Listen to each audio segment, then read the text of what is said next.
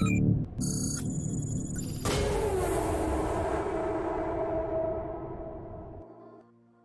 friends, welcome back. അപ്പോൾ നമ്മൾ ഇന്ന് വന്നിരിക്കുന്നത് കൈഗറുമായിട്ട് കേട്ടോ.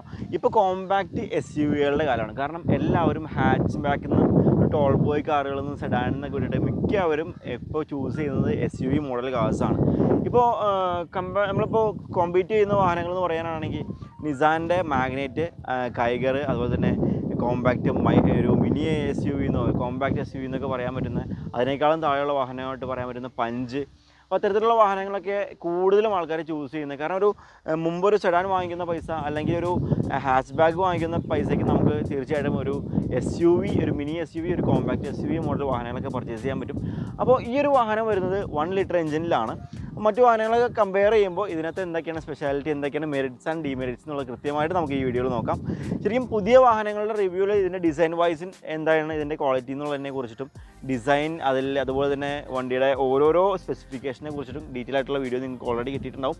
അപ്പോൾ ഒരു മെക്കാനിക്കൽ വൈസ് നമ്മൾ യൂസ് ചെയ്യുമ്പോൾ ഒരു യൂസ്ഡ് കാറിന് ഒരു റിവ്യൂ എന്നുള്ള രീതിയിൽ, ഒരു യൂസ്ഡ് കാറിൽ ഇത് എങ്ങനെയായിരിക്കും എന്നുള്ള രീതിയിൽ ഇതിൻ്റെ മാർക്കറ്റ് പ്രൈസ് കാര്യങ്ങളെല്ലാമാണ് നമ്മൾ ഈ വീഡിയോയിൽ പറയുന്നത് കേട്ടോ.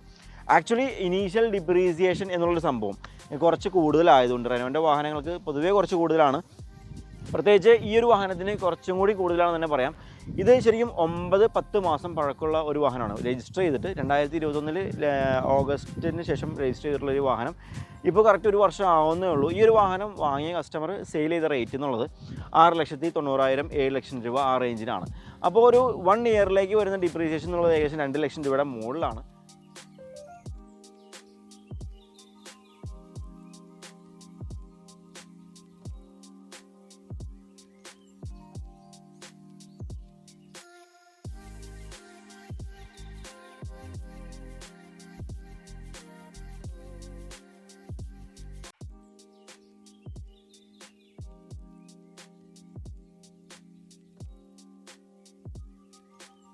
അതുപോലെ തന്നെ ഈ വാഹനം 8,000 കിലോമീറ്റർ മാത്രം ഓടിയിട്ടുള്ള ലാസ്റ്റ് ഷോറൂം സർവീസ് 400 കിലോമീറ്റർ മുമ്പ് കഴിഞ്ഞിട്ടുള്ള AMT ഗിയർ ബോക്സുള്ള വാഹനമാണ്. അപ്പോൾ ഈ ഒരു വാഹനത്തിൻ്റെ കൂടുതൽ വിശേഷങ്ങൾ നമുക്ക് നോക്കാം. ആദ്യം നമുക്ക് എഞ്ചിൻ റൂമിൽ നിന്ന് തന്നെ സ്റ്റാർട്ട് ചെയ്യാം. കാരണം നമ്മൾ കിഡ് മുമ്പ് റിവ്യൂ ചെയ്തിട്ടുണ്ടായിരുന്നു. അന്ന് കിഡിനെ കുറിച്ചിട്ട് നമുക്ക് എക്സാക്റ്റ് ആയിട്ട് തോന്നുന്ന കുറച്ച് കാര്യങ്ങൾ പറഞ്ഞിട്ടുണ്ടായിരുന്നു. അപ്പോൾ ആ ഒരു കിഡിൽ കാണുന്ന ആ ഒരു സെയിം എഞ്ചിൻ 1000 cc ക്വിഡ് തന്നെ 800 cc വരുന്നുണ്ട്, അതായത് 1000 cc വരുന്നുണ്ട്.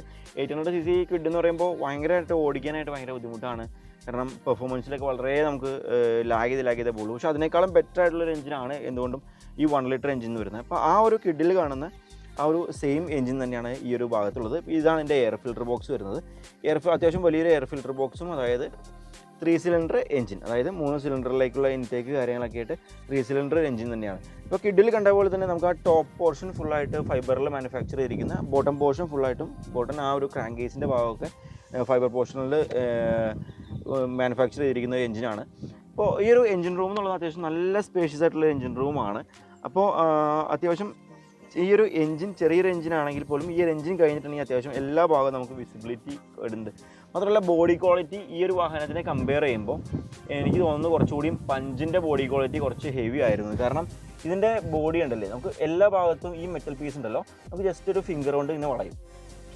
അതുപോലെ തന്നെ നമുക്കിത് റിട്ടേൺ ആവുകയും ചെയ്യും. വെച്ചിട്ടുണ്ടെങ്കിൽ ഈ ഒരു ബോഡിയുടെ ഈ ഒരു മെറ്റൽ തന്നെയാണ് വെച്ചിട്ടുണ്ടെങ്കിൽ ഈ ഒരു മെറ്റൽ തന്നെയാണ് എല്ലാ ഭാഗത്തും, അതായത് ഡോറിലാണെന്നുണ്ടെങ്കിലും എല്ലാ ബോഡി പാർട്സും മാനുഫാക്ചർ ചെയ്യും. ഇപ്പോൾ ഈ ഒരു മെറ്റൽ പീസ് ആണെങ്കിൽ പോലും, ഈ ഫെൻഡറിൻ്റെ ഈ ഒരു മെറ്റലാണെങ്കിൽ പോലും ഇതിൻ്റെ നോർമൽ നമുക്കൊരു ആക്സിഡൻറ്റോ കാര്യങ്ങളോ ഉണ്ടായി കഴിഞ്ഞിട്ടുണ്ടെങ്കിൽ ഈ എഡ്ജ് ബൈ എഡ്ജ് ബെൻഡ് ആവാറുണ്ട്. ഈ ഒരു പോർഷനൊക്കെ ഒരു ആക്സിഡൻറ്റിൽ ബെൻഡ് ആവാറുണ്ടെങ്കിലും ഈ ഒരു വാഹനത്തിൻ്റെ ഇത്തരത്തിലുള്ള ചേസിസിൻ്റെ ഭാഗമായിട്ട് വരുന്ന പീസുകൾ പോലും നമുക്ക് ജസ്റ്റ് ഫിംഗർ കൊണ്ട് വളയ്ക്കാൻ പറ്റും. അതുകൊണ്ട് തന്നെ സേഫ്റ്റി എന്ന് പറയുന്ന ഒരു ഇതൊന്നും ബാധകമാവുന്നില്ല. കാരണം നമ്മൾ വളച്ചത് ഒരു ജസ്റ്റ് ഒരു പീസാട്ടോ, അത് തെറ്റിദ്ധാരണ ഉണ്ടാവണ്ട. പക്ഷേ ഈ ഒരു ബോഡി ക്വാളിറ്റിയുടെ കാര്യം പറയുവാണെങ്കിൽ ഈ ഒരു പീസ് തന്നെയാണ് ഈ ഒരു സൈഡിലും ഈ ഒരു സൈഡിലും ഉള്ളത്. അതായത് ക്വിഡിന് വരുന്ന ആ ഒരു സെയിം സ്ട്രക്ചർ തന്നെയാണ്. ആ ക്വിഡിൻ്റെ സ്ട്രക്ചർ എന്താണോ അതിനെ കുറച്ചുകൂടിയും വലുതാക്കിയ ഒരു രൂപമാണ് ശരിക്കും ഈ ഒരു വാഹനത്തിനുള്ളത്. അതുകൊണ്ട് തന്നെ നമുക്ക് എൻജിൻ്റെ സൗണ്ട് അത്യാവശ്യം ഈ ഒരു നോയ്സ്, ഈ എൻജിൻ കുറച്ച് നോയ്സിയാണ്. ഈ ഒരു എൻജിൻ്റെ നോയ്സ് കാര്യങ്ങളെല്ലാം നമുക്ക് ഉള്ളിലേക്ക് അത്യാവശ്യം കേൾക്കാൻ പറ്റും. ഗിയർ ഷിഫ്റ്റിങ്ങിൻ്റെ ആ ഒരു ജെർക്കിങ് കാര്യങ്ങളൊക്കെ അത്യാവശ്യം നന്നായിട്ട് തന്നെ നമുക്ക് ഫീൽ ചെയ്യുകയും ചെയ്യും. എന്നാൽ തന്നെയും മെയിൻ്റനൻസിൻ്റെ കാര്യം പറയുകയാണെങ്കിൽ കമ്പാരിറ്റീവ്ലി മെയിൻ്റനൻസ് കുറച്ച് കുറവുള്ള എൻജിനാണ്. അതായത് സർവീസ് മെയിൻ്റനൻസ് കുറവാണെങ്കിലും നമുക്ക് ലോങ് ഡിസ്റ്റൻസ് ഡ്രൈവ് ചെയ്യുവാണെങ്കിൽ, ഇപ്പോൾ നമുക്കൊരു ഒറ്റ സ്ട്രെച്ചിൽ നമ്മളൊരു ബാംഗ്ലൂരോ അല്ലെങ്കിൽ മുംബൈയൊക്കെ പോവുകയാണെന്നുണ്ടെങ്കിൽ കൂടുതലും ഒരു ക്വിഡിൻ്റെ കാര്യത്തിൽ നമുക്ക് കുറേ ക്വിഡുകൾ കംപ്ലൈൻ്റ് ആയിട്ട് നമുക്ക് വർക്ക്ഷോപ്പിൽ കിട്ടിയിട്ടുണ്ടായിരുന്നു.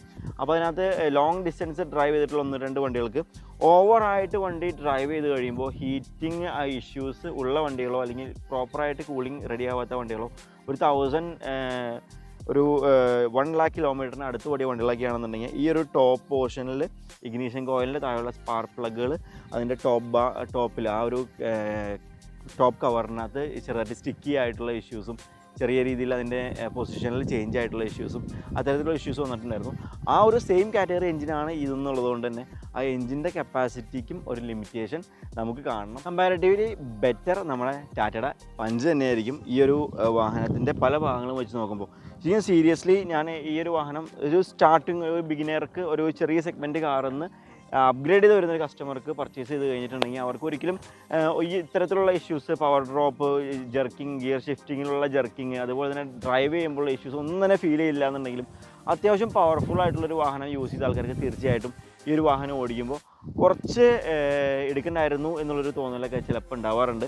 കൂടുതൽ റിവ്യൂസ് നമ്മൾ കമ്പനി റിവ്യൂസ്, അതായത് പുതിയ വാഹനം അവൈലബിൾ ആവുന്ന സമയത്ത് റിവ്യൂസിന് പോകാൻ നേരത്ത് വണ്ടിയെ കുറിച്ചിട്ട് അവരൊരു കറക്റ്റ് ഒരു പ്ലാറ്റ്ഫോം ഇന്ന കാര്യങ്ങളെ പറയാൻ പാടുള്ളൂ, ഇന്ന പോലെ ആയിരിക്കണം റിവ്യൂ എന്നുള്ളൊരു സ്ട്രക്ചർ കൊടുക്കാറുണ്ട്. അപ്പോൾ അത്തരത്തിൽ ന്യൂ കാർ റിവ്യൂ ചെയ്യുമ്പോൾ നമുക്ക് ഇപ്പോൾ പഞ്ചിൻ്റെ കാര്യത്തിൽ നമ്മൾ ടാറ്റ മോട്ടോഴ്സിൽ റിവ്യൂവിന് പോയപ്പോൾ അവർ ഇന്ന കാര്യങ്ങൾ പറയണം, ഇത്ര സ്പെസിഫിക്കേഷൻ അവരുടെ കാറ്റലോഗിലുള്ളത് പ്രത്യേകം പറയണം എന്നുള്ള രീതിയിലൊക്കെ അവർ പറഞ്ഞിട്ടുണ്ടായിരുന്നു. അപ്പോൾ ആ ഒരു റിവ്യൂവിൽ ഒരിക്കലും നമുക്ക് ഒരു കാറിൻ്റെ എക്സാക്റ്റ് കണ്ടീഷൻ എന്താണെന്നുള്ളതോ ആ കാർ എന്താണ് അതിൻ്റെ എക്സാക്റ്റ് ക്വാളിറ്റി എന്നുള്ളതോ അത് ഡ്രൈവ് ചെയ്യുമ്പോൾ എത്തരത്തിലാണ് നമുക്ക് ഫീൽ ചെയ്യുന്നതെന്നുള്ളതൊന്നും കൃത്യമായി പറയാൻ പറ്റില്ല. ശരിക്കും അതുകൊണ്ട് തന്നെ നമുക്ക് യൂസ്ഡ് കാർ റിവ്യൂസിൽ നമുക്ക് കൃത്യമായിട്ട് ഒരു വാഹനത്തിൻ്റെ ഡീറ്റെയിൽ ആയിട്ടുള്ള കാര്യങ്ങൾ എല്ലാ ഭാഗങ്ങളുടെ കാര്യങ്ങളും കൃത്യമായിട്ട് തന്നെ അറിയാനും പറ്റും. നമ്മൾ സ്റ്റാർട്ട് ചെയ്ത് കഴിഞ്ഞിട്ടുണ്ടെങ്കിൽ AC ഇട്ട് കഴിയുമ്പോഴുള്ള വൈബ്രേഷൻ ഏകദേശം ഈ ഒരു വൈബ്രേഷൻ എഞ്ചിനിലുണ്ട്. ഈ ഒരു വൈബ്രേഷൻ്റെ ഒരു ഭാഗം നമുക്ക് തീർച്ചയായിട്ടും വണ്ടിയിൽ ഇരിക്കുന്ന ആൾക്കാർക്ക് ശ്രദ്ധിച്ച് നോക്കിക്കഴിഞ്ഞാൽ ഈ ഒരു വൈബ്രേഷൻ നമുക്ക് ഉള്ളിലേക്ക് കിട്ടുകയും ചെയ്യും. ഈ ഒരു വൈബ്രേഷൻ ബാലൻസ് ചെയ്യാനായിട്ട് മിക്ക വാഹനങ്ങളും ഇപ്പോൾ 3 സിലിണ്ടർ എഞ്ചിനിൽ വരുന്ന പൊതുവെ പവർ കുറഞ്ഞ 1000 cc ആ റേഞ്ചിൽ വരുന്ന വാഹനങ്ങളാണെങ്കിൽ പോലും നമ്മൾ ലാസ്റ്റ് റിവ്യൂ ചെയ്ത ടാറ്റയുടെ പഞ്ചിലും ഉണ്ടായിരുന്നു കേട്ടോ, ആ ഒരു വണ്ടിയിൽ പോലും ഹൈഡ്രോളിക് മൗണ്ടിങ് കൊടുക്കാറുണ്ട്. കാരണം ആ ഒരു വൈബ്രേഷൻ മാനേജ് ചെയ്യാനും ആ വൈബ്രേഷൻ ബാലൻസ് ചെയ്യാനും ആ വൈബ്രേഷൻ്റെ ഇമ്പാക്റ്റ് ഗിയർ ഷിഫ്റ്റിങ്ങിലോ വണ്ടി ഡ്രൈവ് ചെയ്യുമ്പോഴോ ഇല്ലാണ്ടിരിക്കണം. പക്ഷേ ഇത്തരത്തിൽ ഈ ഒരു വാഹനത്തിൽ അത്തരത്തിലുള്ള മൗണ്ടിങ് കാര്യങ്ങളൊന്നുമില്ല, ജസ്റ്റ് റബ്ബർ മൗണ്ടിങ് മാത്രമേ കൊടുത്തിട്ടുള്ളൂ. ആ റബ്ബർ മൗണ്ടിങ് കൊടുത്തതിൻ്റേതായിട്ടുള്ള കുറച്ച് വൈബ്രേഷൻ കാര്യങ്ങളൊക്കെ നമുക്ക് ഉള്ളിലേക്ക് ഫീൽ ചെയ്യും. അതുപോലെ തന്നെ എഞ്ചിൻ അത്യാവശ്യം ആ ഒരു കിഡിലൊക്കെ കാണുന്ന പോലെ തന്നെ അത്യാവശ്യം നോയ്സിയാണ്, ഒരു പ്രത്യേകതരം നോയ്സാണ്. ഈ ഒരു കിഡ് ഈ ഒരു വാഹനങ്ങൾക്കെല്ലാം പ്രത്യേകതരം നോയ്സാണ്. ശരിക്കും ഈ ഒരു വാഹനം കാണുമ്പോൾ നമുക്ക് തോന്നുന്നൊരു കാര്യം എന്ന് അറിയോ, ഈ ഡസ്റ്ററും അതുപോലെ തന്നെ ടറാനോ ഒക്കെ മാനുഫാക്ചർ ചെയ്തൊരു മാനുഫാക്ചറുടെ കയ്യിൽ നിന്ന് വന്നിട്ടുള്ള ഒരു വാഹനം തന്നെയാണോ ഇതെന്നുള്ള ഡൗട്ട് പലപ്പോഴും എനിക്ക് ഫീൽ ചെയ്യാറുണ്ട്. അപ്പോൾ നമ്മുടെ എഞ്ചിൻ റൂം കാര്യങ്ങളൊക്കെ ഉണ്ടായിരുന്നു. അതുപോലെ തന്നെ ബോണറ്റ് അത്യാവശ്യം നമുക്ക് ലിഫ്റ്റ് ചെയ്യുമ്പോൾ അത്യാവശ്യം വെയിറ്റ് ഉണ്ട് ഫ്രണ്ടിലെ ഈ ബോണറ്റ് കാര്യങ്ങൾക്കെല്ലാം. പക്ഷേ അത്യാവശ്യം നോയ്സി ആയിട്ടുള്ള എല്ലാ ഭാഗങ്ങളും, ഇപ്പോൾ ഡോറിൻ്റെ ഭാഗങ്ങളാണെന്നുണ്ടെങ്കിലും ഇൻസുലേഷനും കാര്യങ്ങളൊക്കെ അത്യാവശ്യം നോയ്സിയാണ്. ഈ ഒരു ഭാഗത്തൊക്കെ നോക്കുമ്പോൾ ശരിക്കും ആ ഒരു പ്ലേറ്റിൻ്റെ നോയ്സിന് നമുക്ക് കിട്ടുന്നുണ്ട്. ശരിക്കും ഈ ഒരു ലുക്കിലുള്ള വണ്ടി ലുക്ക് കാണുമ്പോൾ ശരിക്കും ഒരു മിനി SUVയിൽ നല്ല ലുക്ക് വൈസ് ഗുഡാണ് ഈ വാഹനം. കുറച്ചും കൂടി ബെറ്റർ ആയിട്ട് ഇറക്കുവാണെങ്കിൽ, അല്ലെങ്കിൽ കുറച്ചും കൂടി 1.2 ലിറ്റർ നാച്ചുറലി ആസ്പിറേറ്റഡ് ആയിട്ടുള്ള എഞ്ചിൻ, അതായത് കുറച്ചും കൂടി എഫിഷ്യൻ്റ് ആയിട്ടുള്ള എഞ്ചിൻ വെച്ചിട്ട് ഈ ഒരു വാഹനം ഇറക്കുവാണെങ്കിൽ ശരിക്കും ഡ്രൈവ് ചെയ്യാനും ലുക്ക് വൈസും എല്ലാം കൊണ്ടും പക്ക കംഫർട്ടായിരുന്നു. പക്ഷേ ഈ ഒരു 1000 cc ഈ ഒരു എഞ്ചിനിൽ ഈ ഒരു വാഹനം അണ്ടർ പവർ ആണെന്ന് പറയാം. അതുപോലെ തന്നെ ഒരു നമ്മൾ കൊടുക്കുമ്പോഴുള്ള റീസെയിൽ വാല്യൂം എഞ്ചിൻ്റെ ഡ്യൂറബിലിറ്റിയും ഒരു ലോങ് ടൈം യൂസ് ചെയ്യുന്ന കസ്റ്റമറെ സംബന്ധിച്ചിടത്തോളം, അത് പുതിയത് വാങ്ങുന്ന ഒരു കസ്റ്റമറെ സംബന്ധിച്ചിടത്തോളം അത്യാവശ്യം നിങ്ങൾക്ക് ഒന്നുകൂടി റീതിങ്ക് ചെയ്യേണ്ടി വരും. കാരണം ഒരു 8 lakhs ഒരു 9 lakh rupeesന് ഈ ഒരു വാഹനം വാങ്ങുമ്പോൾ അതേ പ്രൈസ് തന്നെ മാരുതി സുസുക്കിയുടെ വാഹനങ്ങളുണ്ട്. അതിൻ്റെയൊക്കെ എഞ്ചിൻ ഇപ്പോൾ മാരുതി സുസുക്കിയുടെ വാഹനങ്ങൾ നമ്മൾ നോക്കുവാണെങ്കിൽ എല്ലാവരും പറയും പപ്പടം എന്ന് പറയുകയാണെങ്കിൽ പോലും ഇപ്പോൾ അവരുടെ എഫിഷ്യൻ്റ് ആയിട്ടുള്ള എഞ്ചിനാണ് അവർ ഇപ്പോൾ കൺസ്ട്രക്ട് ചെയ്യുന്നത്. ഇപ്പോൾ എല്ലാ വാഹനങ്ങളിലാണെങ്കിലും ഇപ്പോൾ വാഗണർ ആണെങ്കിൽ പോലും 1.2 ലിറ്ററിൽ ലോങ് ലാസ്റ്റിംഗ് ആയിട്ടുള്ള 4 സിലിണ്ടർ നല്ല ക്വാളിറ്റി ഉള്ള എഞ്ചിനും, ഇപ്പോൾ സിയാസ് ആണെന്നുണ്ടെങ്കിലും ബ്രസ ആണെന്നുണ്ടെങ്കിലും മുതലുള്ള എല്ലാ വാഹനങ്ങളും 1.5 ലിറ്ററിൽ ഏറ്റവും ഗുഡായിട്ടുള്ള എഞ്ചിനാണ്. അതുപോലെ തന്നെ ഹുണ്ടായുടെ വാഹനമാണെങ്കിൽ പോലും കിയയുടെ വാഹനമാണെങ്കിൽ പോലും എഞ്ചിൻ്റെ കാര്യത്തിലും അതുപോലെ തന്നെ ഓപ്ഷൻസിൻ്റെ കാര്യത്തിലാണെങ്കിലും ബോഡി ക്വാളിറ്റിയിലും ഒരു കോംപ്രമൈസും ഇല്ലാണ്ട് എടുക്കുന്ന കസ്റ്റമർക്ക് വാല്യൂ ഫോർ മണി ആയിട്ടുള്ള വാഹനങ്ങളാണ് ഇപ്പോൾ ഇറങ്ങിക്കൊണ്ടിരിക്കുന്നത്. ഇപ്പോൾ കൈഗറിൽ വെച്ച് നോക്കുമ്പോൾ നമ്മൾ പുതിയത് എടുക്കുകയാണെങ്കിൽ അത്ര വാല്യൂ ഫോർ മണിയൊന്നുമല്ല. എന്നാലും യൂസ്ഡിൽ വാങ്ങുകയാണ്. ഇപ്പോൾ നിങ്ങൾ യൂസ്ഡ് കാർ വാങ്ങുവാണെങ്കിൽ തീർച്ചയായിട്ടും നിങ്ങൾക്ക് ലാഭമായിരിക്കും. കാരണം ഓട്ടോമാറ്റിക് വാഹനം ഇനി ഒരു 2 years 3 years പഴക്കമുള്ള കൈഗർ ആകുമ്പോഴേക്കും നല്ല രീതിയിലുള്ള റീസെയിൽ വാല്യൂ ഉണ്ടാവാറുണ്ട്. കൂടുതൽ ആളുകൾ നമ്മൾ ചോദിക്കാറുണ്ട് ഈ ക്വിഡ് വാങ്ങുന്നതിനെ പറ്റി, ക്വിഡ് യൂസ്ഡ് കാർ വാങ്ങുന്നതിനെ പറ്റിയിട്ട് കുറേ എൻക്വയറി വരാറുണ്ട്. അപ്പോൾ ഞാൻ പറയും ഈ ക്വിഡ് ഓയിൽ എക്സിൽ ഒരുപാട്, ഇപ്പോൾ ഓയിൽ എക്സിലാണെന്നുണ്ടെങ്കിൽ ഏത് മാർക്കറ്റിലാണെന്നുണ്ടെങ്കിലും ക്വിഡ് അതുപോലെ തന്നെ നമ്മുടെ റെഡിഗോ, ക്വിഡ് ഇത്തരത്തിലുള്ള വാഹനങ്ങളൊക്കെ ഒരുപാട് അവൈലബിൾ ആണ്. അതിൻ്റെ റീസൺ എന്താ വെച്ചിട്ടുണ്ടെങ്കിൽ മിക്കതും ഒരു 5000-6000 കിലോമീറ്റർ കഴിയുമ്പോഴേക്കും സെയിൽ ചെയ്യാൻ വേണ്ടിയിട്ട് വരാറുണ്ട്. ആ സെയിൽ ചെയ്യാനുള്ള മെയിൻ റീസൺ അത് ഓടിച്ചിട്ട് അതിൻ്റെ പവർ ഡ്രോപ്പും ആ വണ്ടി ഓടിക്കാനുള്ളൊരു ബുദ്ധിമുട്ടും അതിൻ്റെ ഭാവിയിലുണ്ടാകുന്ന വലിയൊരു ലോസും കണക്കാക്കിയിട്ട് എടുത്തു കഴിഞ്ഞിട്ട് 6000, 7000, 10,000-നുള്ളിലൊക്കെ സെയിൽ ചെയ്യുന്ന ആൾക്കാരുടെ എണ്ണവും വളരെയധികം കൂടുതലാണ്. അപ്പോൾ ഇതാണ് ഇപ്പോൾ എൻ്റെ എക്സാക്റ്റ് ആയിട്ടുള്ളൊരു കാര്യം കേട്ടോ.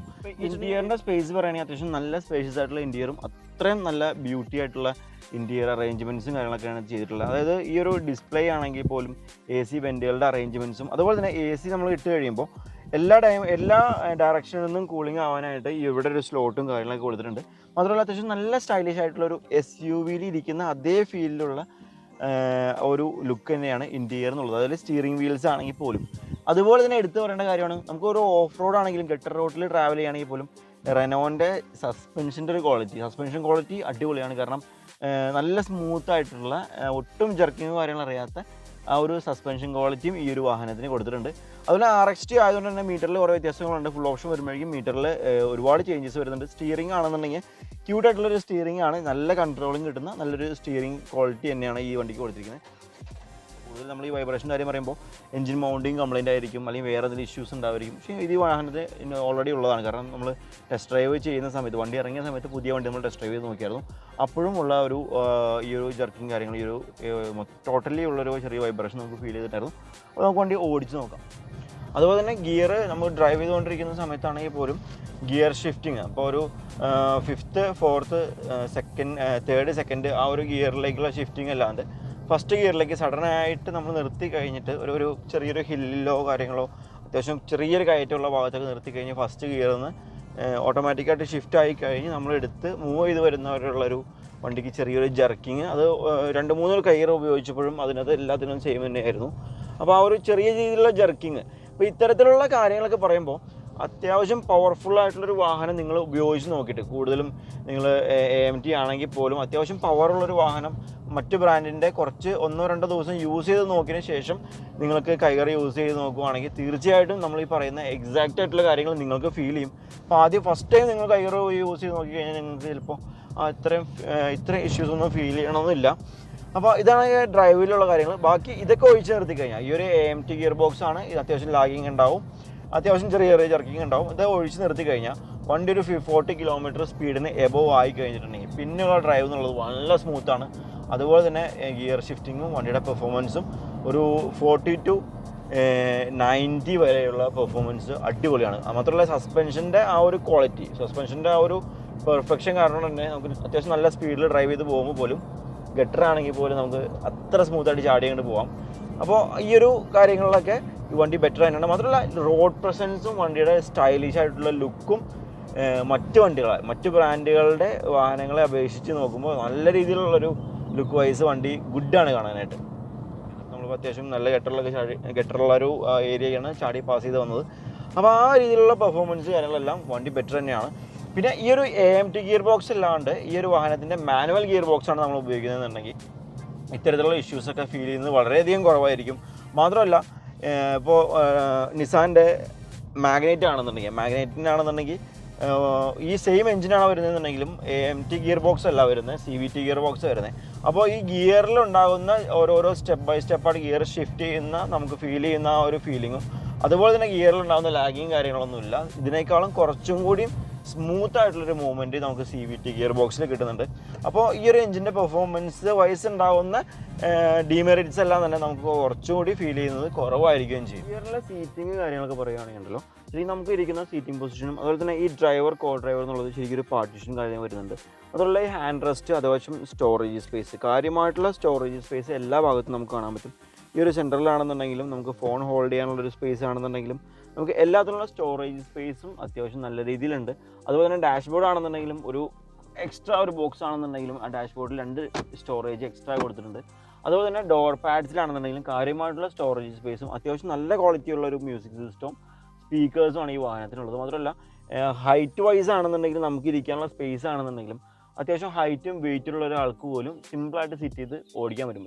ഹാച്ച് ബാക്ക് വാങ്ങിക്കുന്ന ആൾക്കാർക്ക്, ഒരു ടോൾ ബോയ് മോഡൽ കാർ വാങ്ങിക്കുന്ന ആൾക്കാർക്കോ ഈ ഒരു കൈഗറിനകത്ത് കയറിയിരിക്കുമ്പോൾ അതിൻ്റെ സ്റ്റൈലിഷ് ആയിട്ടുള്ളൊരു ബോഡിയും അതുപോലെ തന്നെ ഗുഡ് ആയിട്ടുള്ള ഇൻറ്റീരിയർ, ഒരു പ്രീമിയം ഇൻറ്റീരിയർ തന്നെ പറയാം. പ്രീമിയം ക്വാളിറ്റി തന്നെ ഒരു അറേഞ്ച് ചെയ്തിരിക്കുന്ന ഈ ഇൻറ്റീരിയറൊക്കെ കുറച്ചുകൂടി ഡ്രൈവ് ചെയ്യുമ്പോഴുള്ള ഒരു കംഫർട്ട് ബെറ്റർ ആയിരിക്കും. ഇപ്പോൾ ഫ്രണ്ടിലിരിക്കുമ്പോൾ നമ്മൾ ഇത്രയും സീറ്റ് ബാക്ക് ചെയ്തിരിക്കുന്നത് നമുക്ക് നല്ല രീതിയിലുള്ള സ്പേസ്, ഹെഡ് റൂം ആണെന്നുണ്ടെങ്കിലും ലെഗ് റൂം ആണെന്നുണ്ടെങ്കിലും ഇത്ര ഫ്രണ്ട് സീറ്റ് നമ്മളെ ഇപ്പോൾ എൻ്റെ ഹൈറ്റിനേക്കാളും കുറച്ചും കൂടി വൈഡായിട്ട് ഞാൻ ഇറക്കിയിട്ടുണ്ടായിരുന്നു.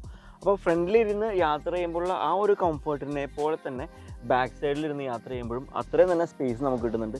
മാത്രമല്ല ബാക്കിൽ ഹാൻഡ് റെസ്റ്റും ബാക്കി കാര്യങ്ങൾ വരുന്നുണ്ട്.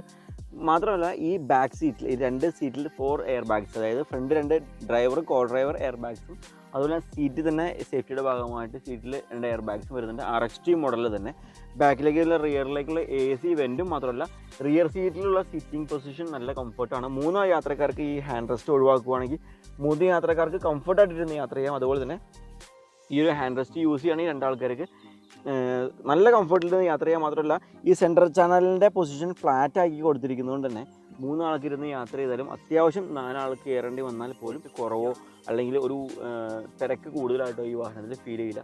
ഏകദേശം 400 ലിറ്ററിന് എബോവ് വരുന്ന ബൂട്ട് സ്പേസും ഈ ഒരു വാഹനത്തിന് കമ്പനി പ്രൊവൈഡ് ചെയ്യും. ഫ്രണ്ട് സൈഡ് നോക്കുകയാണെങ്കിൽ എൻ്റെ ഹെഡ് ലാമ്പ്സും ഡേ ടൈം റണ്ണിംഗ് ലാമ്പും എല്ലാം അറേഞ്ച് ചെയ്തിരിക്കുന്ന, ആ ഗ്രില്ലും കാര്യങ്ങളൊക്കെ അറേഞ്ച് ചെയ്തിരിക്കുന്ന ആ ലുക്കിനേക്കാളും ഭംഗിയായിട്ടാണ് എനിക്ക് ഫീൽ ചെയ്യുന്നത് ബാക്കിലുള്ള ഈ ലൈറ്റിൻ്റെ അറേഞ്ച്മെൻറ്റ്സ് ആണെന്നുണ്ടെങ്കിലും ഈ ഒരു സ്പോയിലറിൻ്റെ ഡിസൈൻ ആണെങ്കിൽ പോലും. സ്പോയിലറിൻ്റെ ഡിസൈനൊക്കെ ശരിക്കും ഈ ഒരു കാണുന്ന ഒരു ഫീൽ അല്ല കേട്ടോ, അതിൻ്റെ മുകളിലേക്ക് എക്സ്ട്രാ കുറച്ച് വർക്കുകളും കാര്യങ്ങളും.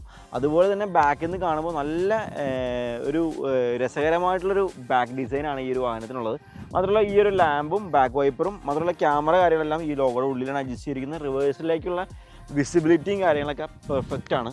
കാരണം ആ ഒരു ബാക്കിൻ്റെ ഡിസൈൻ, ഈ ഒരു ടെയിൽ ലാമ്പൊക്കെ നോക്കിയാൽ നമുക്ക് മനസ്സിലാവും ശരിക്കും ഇതുവരെ നമ്മൾ കണ്ട മോഡൽസിന് ഇല്ലാത്ത രീതിയിലുള്ള ഭംഗിയായിട്ടുള്ള ഒരു വെറൈറ്റി ആയിട്ടുള്ള നല്ല ലുക്ക് തരുന്ന ഒരു ടെയിൽ ലാമ്പും കാര്യങ്ങളൊക്കെ ഈ ഒരു വാഹനത്തിന്. 16 ഇഞ്ച് നോർമൽ വീൽസ് ആണ് ഈ കാണുന്നത്. ശരിക്കും ഈ വീൽ കപ്പ് ഇട്ട് കഴിഞ്ഞപ്പോൾ ശരിക്കും ഇത് അലോയ് വീൽസ് ആയിട്ട് ഫീൽ ചെയ്യുന്നുണ്ടെങ്കിലും ഇത് ശരിക്കും ഡ്രം ആണ് ഇതിനകത്ത് യൂസ് ചെയ്തിരിക്കുന്നത് കേട്ടോ.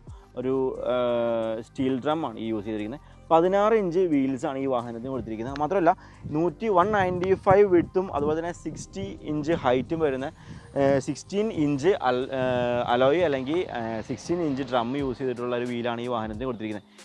ഗ്രൗണ്ട് ക്ലിയറൻസിൻ്റെ കാര്യത്തിൽ ഒരു കാരണവശാലും പേടിക്കുന്ന, അത്യാവശ്യം നല്ല രീതിയിലുള്ള ഓഫ് റോഡ് ഓടിക്കുകയാണെങ്കിൽ പോലും ഒരിക്കലും അടി തട്ടാത്ത അത്രയും ഹൈറ്റും കാര്യങ്ങളും ഈ വാഹനത്തിന് കൊടുത്തിട്ടുണ്ട്. മാത്രമല്ല വീൽ സൈസ് അത്യാവശ്യം വലിയൊരു വീൽ സൈസ് ഉള്ളതുകൊണ്ട് തന്നെ ഡ്രൈവ് ചെയ്യുമ്പോൾ ഉള്ള ചെറിയ ചെറിയ ഗട്ടറിലാണെങ്കിൽ പോലും ഡ്രൈവ് ചെയ്യുമ്പോൾ നമ്മൾ ഗട്ടറിൽ ചാടുമ്പോൾ ഇമ്പാക്റ്റ്, ഉള്ളിലേക്ക് ഉണ്ടാകുന്ന ഇമ്പാക്റ്റ് കുറേയൊക്കെ കുറയ്ക്കാൻ പറ്റിയിട്ടുണ്ട്. മാത്രമല്ല ഇതിൻ്റെ സസ്പെൻഷൻ ഞാൻ നേരത്തെ പറഞ്ഞ പോലെ ഭയങ്കര സ്മൂത്തായിട്ടുള്ള സസ്പെൻഷൻ തന്നെയാണ് ഈ വാഹനത്തിന് കൊടുത്തിരിക്കുന്നത്.